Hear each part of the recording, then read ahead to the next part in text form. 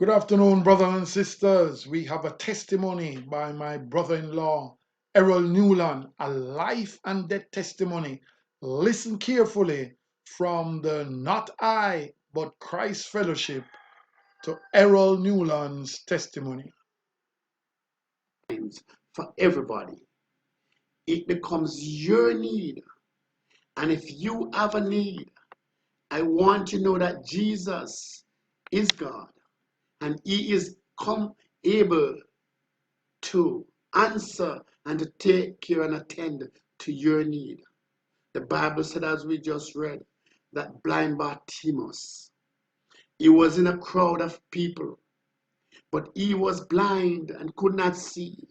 And he heard that Jesus, the healer, was passing his way.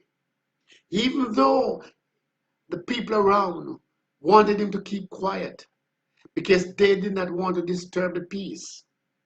But when you have a need, you have to push.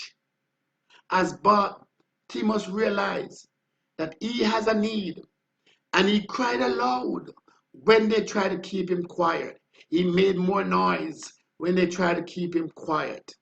Don't let no one stop you from serving Christ. When you have a need, you cry out to this God, tell him your needs, and he will answer you just as he answered Bartimaeus. The Bible said they tried to quiet Bartimaeus, but Jesus heard him and said, let him come unto me. Christ hears you when you cry. We serve a God who can be touched by the feeling of our own infirmities. Christ can be touched with our feelings. Understand this, that Christ loves you and he loves me. He loves us. And he gave himself for us. The Bible said, greater love, know this, mother man gave his life for his friend. The way he gave his life for us. We can cry out to him when we are in our own dying situation. I want to let you know, when I was 23 in Jamaica, I find myself in a cane field, interval, being shot 2 times in my own chest by gunmen. With my girlfriend threw me in a cane field, 1985, the 1st of June. I was in my early 20s. I thought that life has ended. It happened in Trelawney. I was 15 miles from Falmouth Hospital.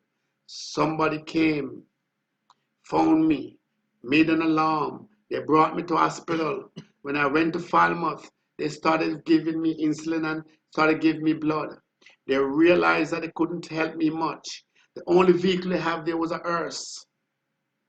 That's the only vehicle that had any oil, any gas.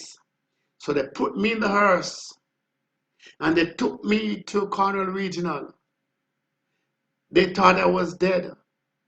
I was unconscious for 3 weeks. I was in the hospital unconscious. But while I was unconscious, I went to a place and I saw that place was beautifully paved.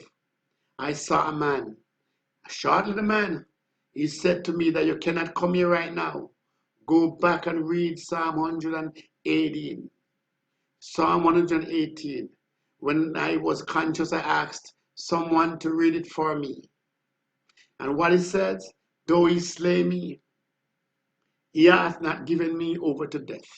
I shall not die, but live and declare the works of the Lord. This word is saying same to you today. You shall not die, but live and declare the works of the Lord. Believe in this God. He is a real God, will help you. Cry out to him. Tell him your needs and he will help you. I hope these few words have been a blessing to you.